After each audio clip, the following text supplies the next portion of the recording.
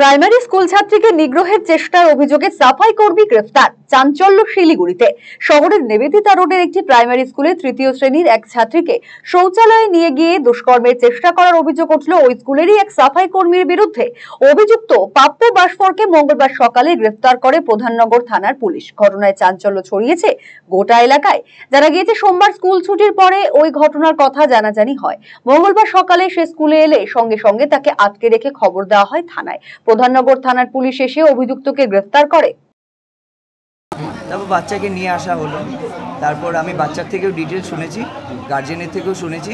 তারপর আমি এই যে সুইপারটা আছে তার সাথে কমিউনিকেট করার চেষ্টা করেছি। তো ওর একটাই নাকি ফোন আছে এবং সেই ফোনটা ওর ওয়াইফের কাছে ছিল।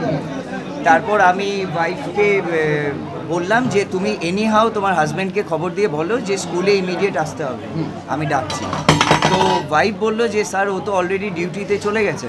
তো আমার না ডিউটিতে যাক আর যাই করুক, ওকে আমার সাথে ইমিডিয়েট দেখা করতে বললো, খুব আর্জেন্ট। বলে ঠিক আছে স্যার, চেষ্টা করছি। তারপর আমাদের যে সুইপার ইনচার্জ, যে আমাদের স্কুলে যে আর কি ইয়ে করে, তাকে আমি বললাম যে এরকম একটা ঘটনা ঘটে গেছে, তুমি ইমিডিয়েটলি ওর সাথে যোগাযোগ করার চেষ্টা করো এবং ওকে কিন্তু আমার কালকে প্রেজেন্ট লাগবে। তো তখন ও বলল যে স্যার একটা কাজ করি, আমি ওকে ডিটেলস এখন কিছু বলবো না, কারণ ও বললে ও পালিয়ে যেতে পারে। ও নর্মালি যেরকম ডিউটিতে আসে 6টার সময় ও আসুক, আসার পর আমরা ওকে ধরে নেব। তো ও সেরকমই এসছে। আসার সঙ্গে সঙ্গে আমরা কি করলাম, পুলিশকে খবর দিই, ওরা কিছুক্ষণের মধ্যেই চলে আসে। পরে নিগৃহীতা ছাত্রীর পরিবারের পক্ষ থেকে থানায় লিখিত অভিযোগ দায়ের করা হয়। অভিযুক্তকে এদিনই শিলিগুড়ি আদালতে তোলা হয়েছে। ঘটনার পর স্কুল চত্বরে ব্যাপক উত্তেজনা ছড়ায়। অভিভাবকদের মধ্যে দেখা যায় তীব্র ক্ষোভ। তারা দাবি করেন শিশুদের নিরাপত্তা নিয়ে যেন স্কুল প্রশাসন আরো কড়া পদক্ষেপ গ্রহণ করে। দেখুন, আমরা বলতেও এখন নিয়ে লাগছে একটা স্ত্রীর বাচ্চাকে ওরকম গণধর্ষণ করা হয়েছে। কেন হবে সেটা?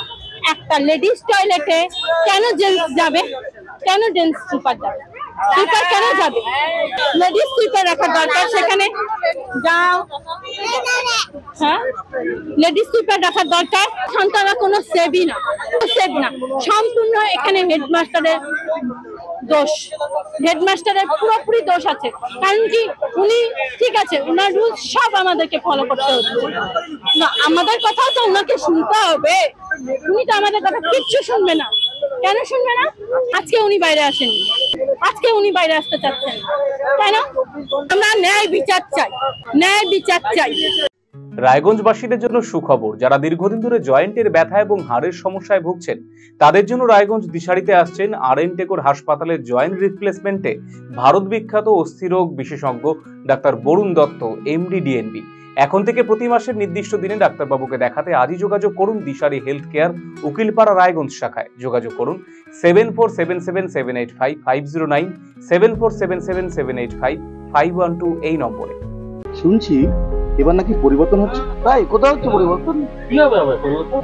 কে করবে পরিবর্তন? হ্যাঁ, আরসিটিভি সংবাদে আসতে চলেছে পরিবর্তন। কি পরিবর্তন জানতে চোখ রাখুন আরসিটিভি সংবাদে।